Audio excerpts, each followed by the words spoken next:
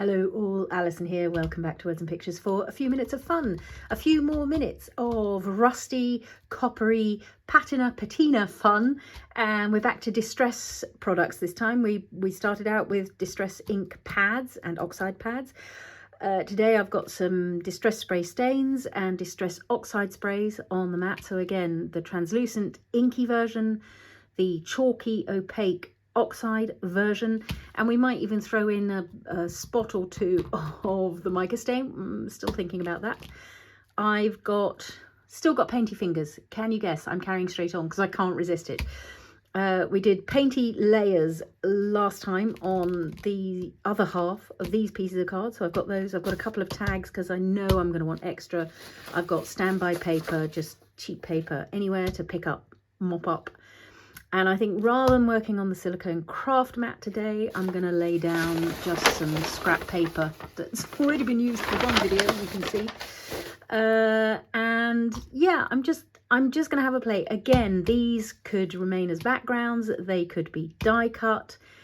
And you can use them in all kinds of ways. And one of the colours I'm most interested in exploring with today is the Distress Oxide Frayed Burlap. When I used the Frayed Burlap Distress paint a couple of episodes ago, I can't remember which one, I mentioned that my Distress paint version has gone green, and that is partly because Frayed Burlap has within it some green pigments, so that when you use the oxide spray and you oxidize it, the Frayed Burlap does magical colour things that just blow your mind. So I'm determined to get that one into play today with a combination of various others. I'm just gonna kick in, gonna lay out my paper, and I'm gonna start spritzing and spraying.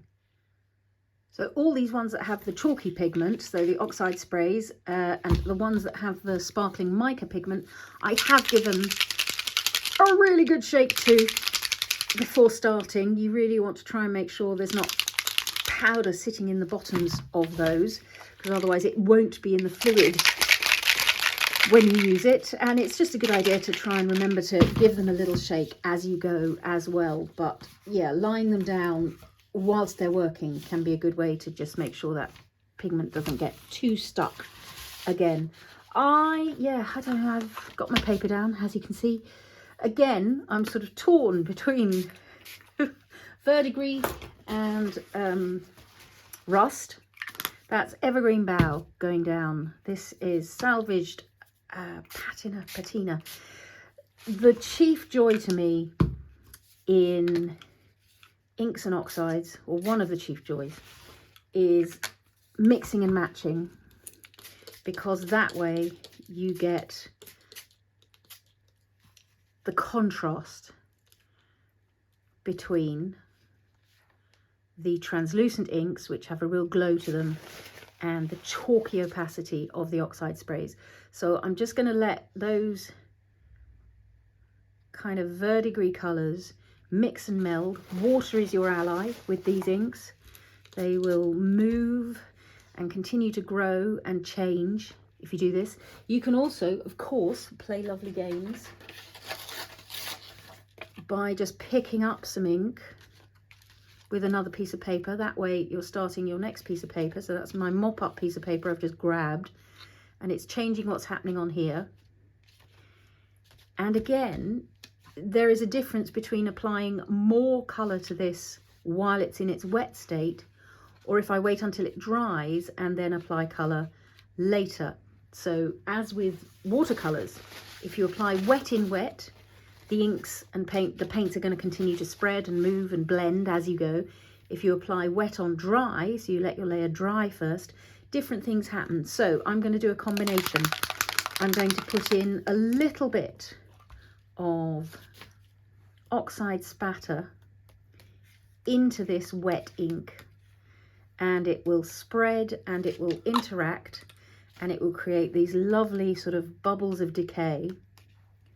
This is the Salvaged Patina. I might put in a little bit of twisted Citron, so that's going to contrast with the turquoise in the middle here. And you can see that that is spreading and melding. the oxides get more oxidized, more chalky, do their magic shifting thing when they get wet. So that wet into wet is already encouraging that chalky oxidization. I want something going through the middle here. Not entirely sure what, maybe some frayed burlap. Maybe that's what we let go through the middle here. And these are going to be more sort of, I guess, abstract rusty copper, these distress ink backgrounds. Some of the ones we've been working with so far are really quite realistic, I would say, in terms of rusty effects. The painty layers we played with last time out are sort of a little more abstract in places. But these, so I'm now going to put a couple of spritzes of just plain water into there. Especially going to try and hit that frayed burlap, because that's what's going to allow it to start doing its separating magic. I think I might want just a little bit more turquoisiness over these green bits, just to encourage that sort of sense of copperiness. So that's the Salvaged Patina going in again, just to break up that dark green. That's starting to look quite nice to me. Anytime you pick it up and move it, that's going to change the things that are happening. If you're finding that you want something to head into a certain place, just get in there, finger painting. Don't know why anybody makes children give up finger painting, ever. So that, I think I'm going to let dry, and then what I might come back in for is a wet into dry layer later on, adding a bit more spatter, just to create some more interesting texture. But I'm going to let it dry a little bit first, so I'm just going to set that slightly to one side and let it get on with its thing. And let's go for russet. That was on, so these papers I mentioned in the previous video, I've got my fairly cheap sort of mid-range watercolor paper chopped into quarters, so we used 2 for the paint, 2 for the inks. This was the Distress Heavy Stock Media card by Ranger. And these are standard manila, why can I not say that? Standard manila tags, similar to the ones Ranger produce, in a size 8, those are. See, that's already quite cool on there. And given it's already quite cool, what I might do is give it, where's my speckled egg? Again, beautiful colour for sort of, all right, it's almost empty. That's the problem with that. So what I'm going to do is just apply a bit, come on, like on a sponge. There we go. Just ink it on, because I do love my speckled egg. We might well put some speckled egg spatters onto that one in a minute. Since the speckled egg is almost empty, I'll yield to Salvaged Patina.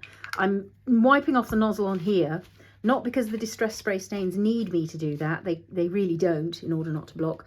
But it's a habit I find it useful to get into, because these ones do need me to wipe the nozzle when I use them. Let's go for another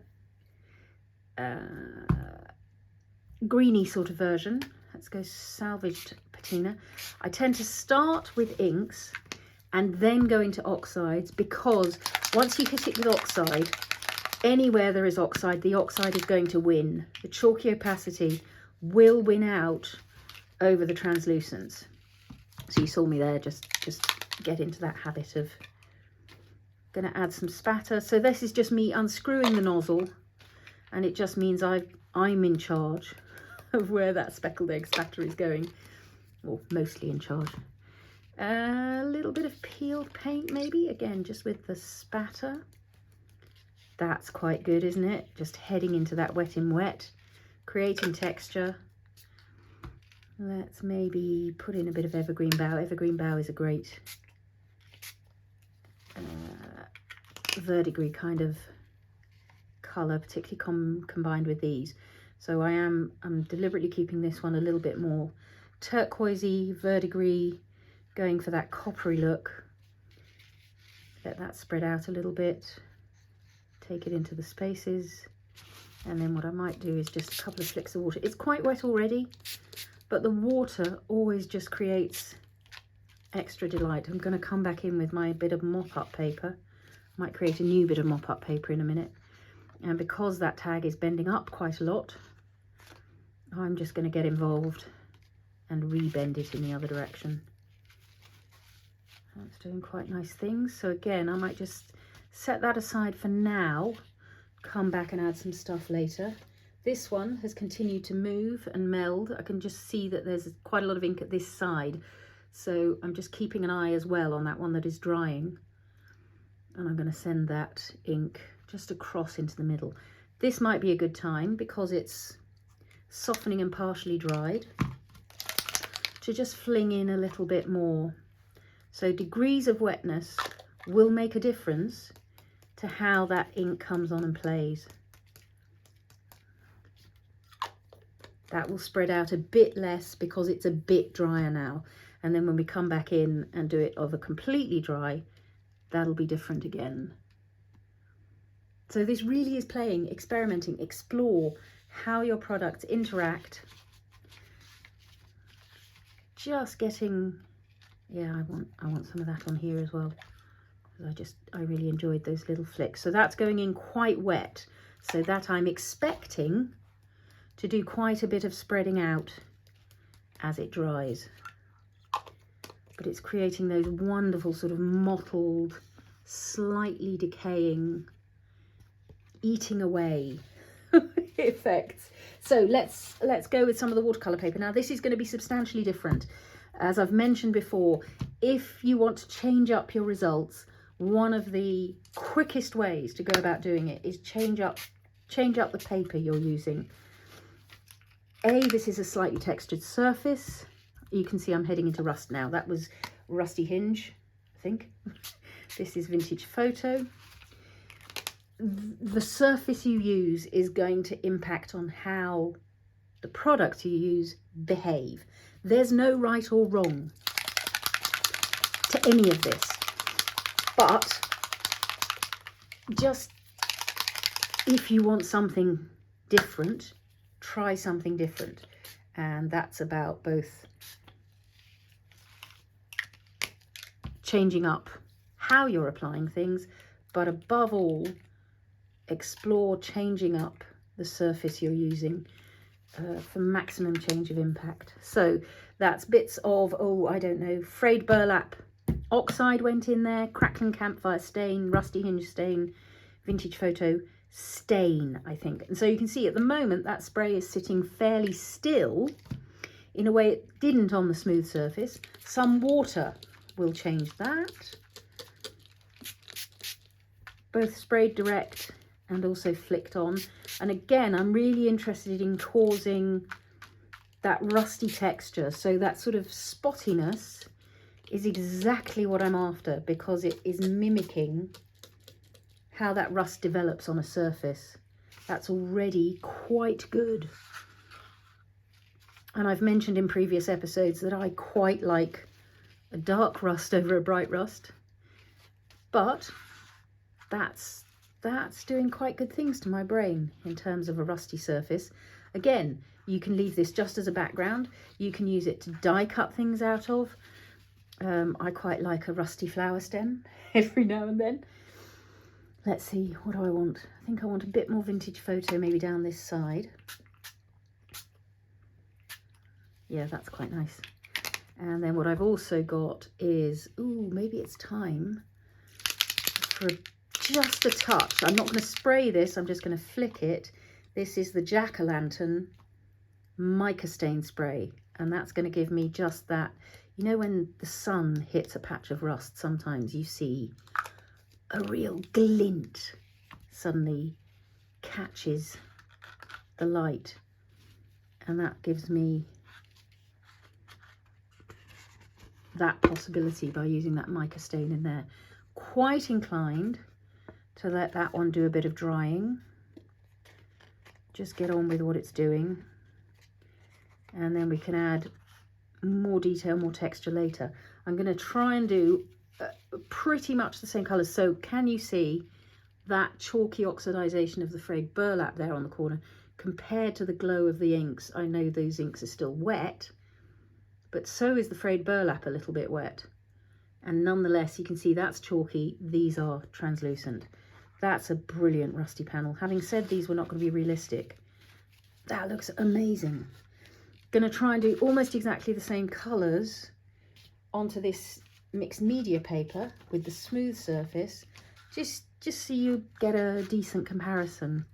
I think I started with Rusty Hinge. See already how that looks different on there. It just hits the paper differently and it moves differently on the paper. So it was that. Then I think I did a bit of Frayed Burlap Oxide. Yeah, certainly down in this corner, because we've just been looking at that corner. I think you can see that chalkiness. That might be a bit too much of the burlap, because as I said, when you've got an oxide on there, it can tend to make everything then go chalky. So trying to keep a bit of contrast with the translucent inks, you don't necessarily want that oxide to spread too much. Then I think I went back with a bit more Vintage Photo just to sort of fill in those gaps. Yeah, that's another really good panel. A little bit of water just to flick it around. Now on this one, I've got so much ink on the surface, very different from how it happened with the watercolour paper where it's soaked in a lot more. This is a lot looser and sort of freer. However, if I do a pickup with some scrap paper, that's going to take away some of this delicious spray pattern. So I'm going to try, ooh, that's good.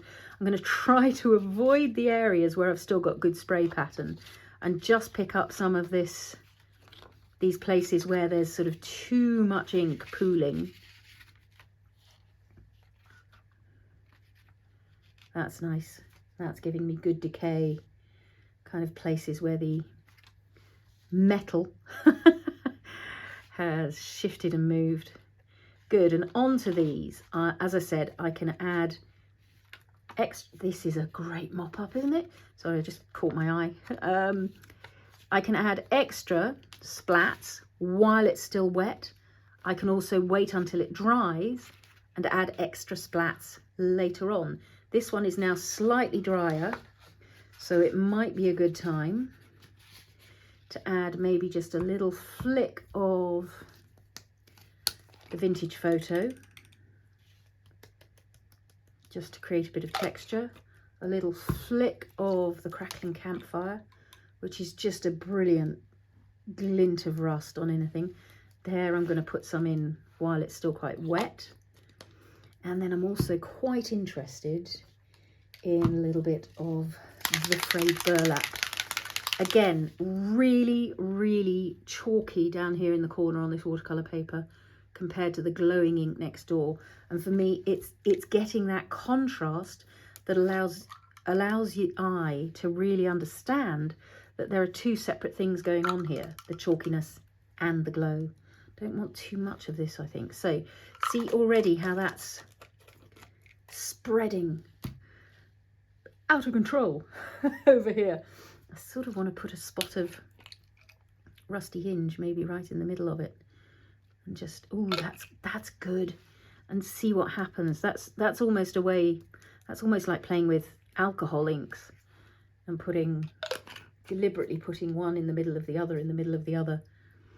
I want a little bit more delight down in this corner. Now watch this. So this is where that Frayed Burlap Oxide is, and if I put over it some ink, that's not going to keep its translucence. That's going to become chalky like the oxide underneath it. This is what I mean about the oxide always wins. But those are two really good panels. Really happy with those. They're exciting, they're dynamic. They've got decay and delight. Maybe a couple of flicks of the Vintage Photo into here while it's drying. And then if you feel like those are too strong, just get a gentle spritz of water going over the top of them. Droplets of water, again, are going to be your ally in creating texture. Let's just lift up a bit of texture on those. And having done that, I feel like I want to do it on the verdigris type ones as well. Let's pop those aside. Try and get them somewhere nearby so that I can keep an eye on them. Because as you noticed, I was... Oh, look at that. just magic. Let's show you the other one.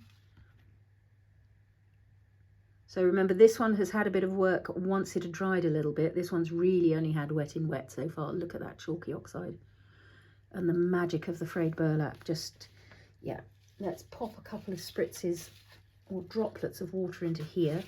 This has got places where I'm just going to pick up some ink because it's not making me happy. Therefore I can lose it. So little flicks of water onto these is going to create more texture. Maybe I also want a little flick of, what else have I got here? I think maybe some twisted citron might make me happy. So again, I'm giving that a little shake, even though I shook it really well at the beginning. I'm just going to get some dots. Ooh, that's a lot of dots of that. It had more ink on the end of the nozzle than I was expecting. But that's quite nice, isn't it? That's good. Maybe I want a little touch of something mica based. Not sure actually. Might leave that. Maybe I want a little bit more turquoise. So this is broken china. That's going to be quite a pale blue, I think. Yeah, but it's quite nice again, spreading out. So what I'm interested in again is seeing whether I can drop a droplet of maybe the Evergreen Bough into the middle of some of these. I'm going to wipe the end of the nozzle because I don't want to put the oxide into my bottle. I just want to, so I've got the paper towel here, I'm wiping off the end to make sure I don't put any ink into the bottle. Maybe it'd be better not to touch, but I'm enjoying experimenting. So just make sure you're not contaminating. A little squeeze of that. That's quite fun. Little splat as well. What is this one? I've forgotten. Evergreen Bough. Good. Let's look at what that'll do if it goes for a little run.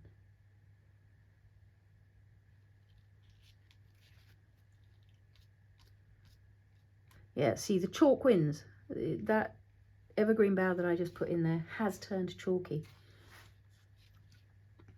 Quite nice textures building up in there. Sort of tempted to go for a bit of frayed burlap down this edge, just because I'm enjoying seeing what the frayed burlap gets up to. A wipe of the nozzle. Maybe a little splat of the burlap as well, because that's quite good. And then, as I say, it's water that will really activate that oxidization. So I want to get water onto those little droplets and let them start to play. And the water droplets in there are going to start to create something quite fun. So in the pursuit of that, I think I'm quite curious to just go with a principally frayed burlap look on here. I'm going to start with my inks again because I do want the contrast. That's the Rusty Hinge. Let's go Crackling Campfire. Oh, let's move these out of the way because I don't think I want Crackling Campfire on there. Just giving a little spritz of water to some of that to move it around again. Crackling Campfire is one of the fieriest inks I've ever met. But when it gets in playtime with frayed burlap, that's gonna change. So that frayed burlap is going to take over and chalk up chalk up that Crackling Campfire. Let's put a little bit of that around. And then in order, as I say, to activate that frayed burlap, this is still Rusty Hinge and Crackling Campfire, I'm just adding to fill in those white gaps. But the chalkiness of this is going to become the main feature, I think, I hope. I might pop a couple of spatters of it into the middle here. So again, I'm aiming for texture in the long run. A little bit of the vintage photo, because I do enjoy vintage photo in rustiness. I find it gives me a really good base tone, particularly if you combine it with the with the Crackling Campfire. Those two seem to play very well to me to create rustiness, Vintage Photo and Crackling Campfire. And then what I want, so again, this is operating differently because it's on the watercolour paper, so there's a different kind of game emerging.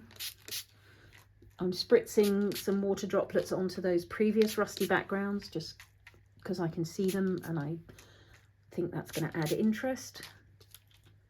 Going to pick up a bit of the ink on here because I can see there's a bit too much wetness. And into that space, I might throw a couple of droplets of, ooh, let's see, maybe we will put some holly branch onto here.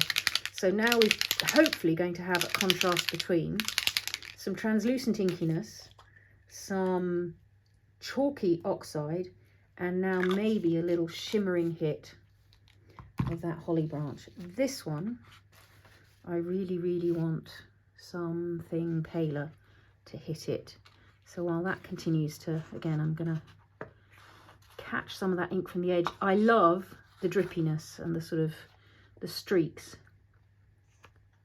What is it Tim Holtz calls them? Tears of creative joy, some such. Which is, yeah, exciting. This, I want a bit of detail in the middle here, so I'm just going to put a couple more flicks in. This, I want to just have something that's mixing with that holly branch, so I'm putting a bit more in. So what have we got so far? 3 of each. Oh, but we did have a verdigris tag, so really this should be a, maybe we do one that mixes, because what I am thinking is I'd quite like to throw into this frayed burlap-ness maybe a little touch also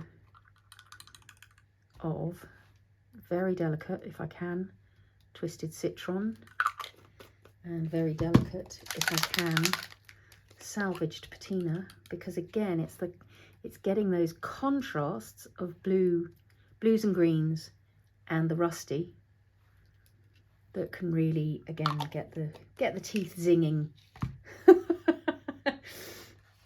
If I'm the only one to whom that happens, do let me know. Does anybody else get zingy teeth when they spot a colour combination that's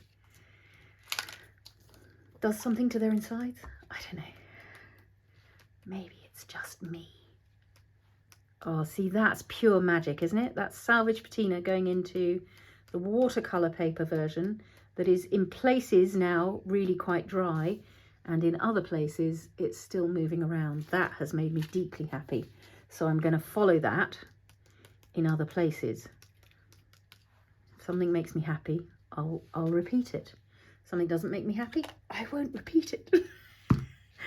I'm thinking from that, I'm thinking I'd quite like a little bit of something a bit more rusty, maybe on these. And it might be, what have we got here? Fallen Acorn. That sounds like it might be a nice thing, doesn't it? Something a bit browny and rusty. Maybe just a couple of spatters of that. Oh, well, that had a lot of mica on the edge. So we already put a bit of holly branch on this one, didn't we? So we're now encouraging a bit of shimmer and a bit of contrast on these verdigris panels. This is rusty Hinge going in here, and I know that although it's an ink, it will pick up there's quite a lot of chalkiness on this paper now, so that chalkiness is likely to win out, and that rusty Hinge will get a little bit chalky. Onto that, I'm going to pop a little bit of water just to move it around. A little bit of water, a little bit of water. And again, get in there, move it around, shift it with your finger. If it's not making you happy, you can always knock it back a little bit. You won't, probably at this stage in the process, you won't be able to get rid of it entirely. That's a great glob of mica powder that's landed on there. So I'm just going to break it up a little bit. It was just sitting on the end of the nozzle. That's why you need to shake them. But what I can do, I think, is maybe pop a little bit of Crackling Campfire right into the middle of that. And I think that might do quite a good rusty decay thing from the middle. That's going to be great. I'll put some rusty Hinge in there as well.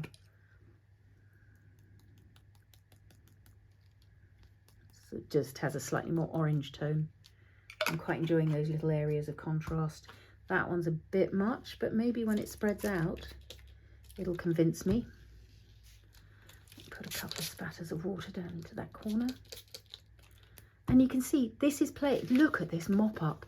So there is chalky frayed burlap sort of sitting on the surface there of those inks in that mop-up.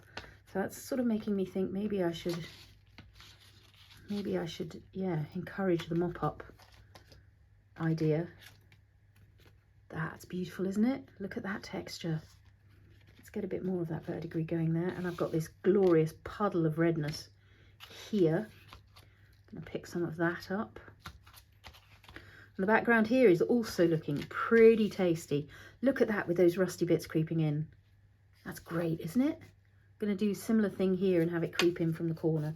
So that's a bit of rusty hinge down in that corner. And a little flick of Crackling Campfire to go in it. Let's let that move around. Across the edges, up the side. The edges of things rust, bear that in mind. Where there's decay, let's get rid of you. Oh, I'm enjoying that a lot down there. Grand, let's have a look at this one. Okay, so this is the one where we really let frayed burlap out to play with the rusty hinge and the Crackling Campfire. And yes, we have got those amazing sort of chalky patterns in there. Loving that mop-up paper. I've got one more tag left. I sort of don't feel the need. I'm really happy with what's already going on the table. So I think what I'm going to do is have a little bit of a clear up and come back to have a look at these as they get a bit drier. So some of them are, that one's almost become a sort of rusty solar system. I love that. Come back and have a look at these as they dry and see what else I might want to add. So this one is screaming out to me for a bit of green and blue. So I'm going to come in with that twisted citron.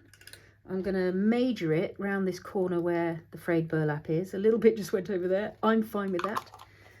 Do I want to get rid of this hair? I think I probably do. I don't know whose hair that is. I don't think it's mine. And then I'm going to put a bit of Salvaged Patina on that corner as well. So that I've got that, again, that little contrast of blues and greens, which is what allows the eye to delight in the oranges. That's pretty magic. Let's spread those out a little bit. So those are also going to be chalky, but in a really tasty way. That's lovely. That's lovely. Might do a little flick of, so the Speckled egg is a much grayer turquoise, but it's a really nice addition. Just to give you some highlights. I want a little bit across there, through there. Look at that going onto that slightly drier surface. And maybe we want to increase this sort of sense of this bit of decay. I think I want a bit of that twisted citron. So the accidental arrival of the twisted, sorry, I'm off camera. This little bit down here, got some twisted citron by mistake. And I think I'm going to encourage that sensation. Because again, I love the contrast of it. This one I feel like I want a couple bits of dark in there, so I'm going to get some vintage photo and give it a couple of sprats of vintage splats, vintage photo, so that that decay can happen. I might soften it again, just with the fingertip.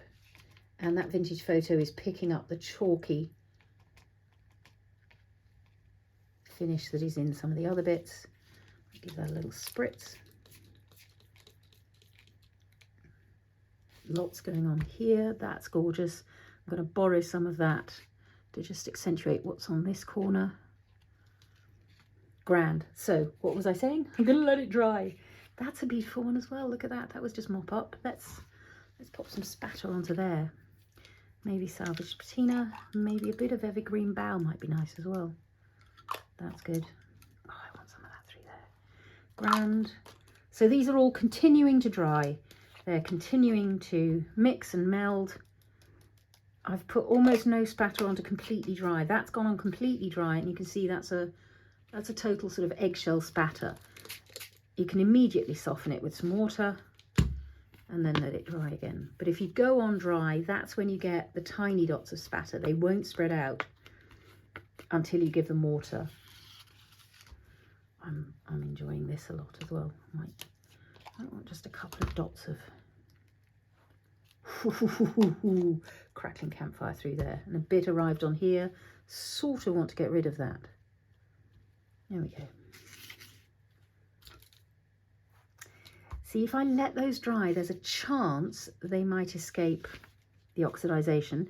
If I lift them up, that's an even better chance, because then they're getting towards that dryness straight away, and that's creating texture through there through using that paper towel, and that's again just a beautiful added texture. Grand. I said I was going to clear up, didn't I? Said I was getting ready for close-ups, and I will now. Great. I've said it multiple times. Oh my goodness, sorry, I just got caught sight of my fingers. I've said it multiple times during this series. This is not about going out with a huge shopping list to try and get everything I've got on my desk. I've been collecting these supplies for years, building them up.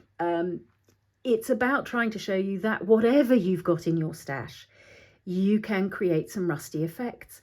So we've used ink pads, we've used paints, acrylic paints, we've used distress paints, we've used embossing powders, we've used now the sprays. We will go on to use some distress crayons, I hope, and maybe some more embossing powders, and yeah, I'm trying to think, oh, maybe even some shimmering waxes. I haven't, yeah, I'm still playing, still discovering.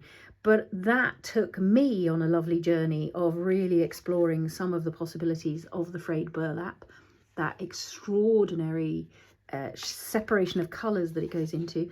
And I hope it's also given you a good look at what I quite often mention about the oxides winning if you share them. So there are places on this one where the inks are just inks and they do glow, but for the most part, where you've got that chalky oxide, that's going to be the sort of lead effect. So in past episodes, I have really, oh look, did you see the shimmer of that mica stain just kicked into action? So that's what I mean about that rusty glint. I'm quite inclined at some point to probably add a few more spatters to these when they're fully dry. While you're making, if you spot an effect that you really like and you want to sort of stop it in its tracks and keep it like that, then fire the heat tool at it. Get the heat tool on board, and that will set what's happening as opposed to letting it stretch out further. This one at the moment has got a bit too much of this bluey spatter for me. I'm quite inclined to maybe throw some twisted citron over that. Why don't we do that? Or maybe even, having just loved that shimmer that hit, maybe what I want is a little, oh, see, I do like that. It's just got to hit. So this is going over dry. So this will now stay put unless I do something about it. You'll keep those little droplets. But I'm quite enjoying that really strong texture there. So I'm gonna probably let it just carry on. Grand. So I'm gonna dive in as always, so that you get a little close-up look at this. This bit's not quite dry yet. That's fine. All good. But yeah, thank you as always for your company on this creative journey. I'm softening these as I go, just to create that little decayed look. If you've enjoyed today's episode, do give me a thumbs up. I hope you're enjoying this series of rusty playtime. As I said at the very beginning, it does seem to be where my brain goes in January. Maybe that sense of time passing, the decay of the past, being left in the past. Look at that for decay. Those subtle effects. So yes, comments, questions, always welcome. And if you're not already subscribed, I would love it if you would join us on this creative journey. Sign up, And you can also hit the bell button, I think, probably, so that you can be notified whenever there's a new episode around. Wednesdays and Saturdays still at the moment. Thanks so much for your company, and happy inky fingered crafting all.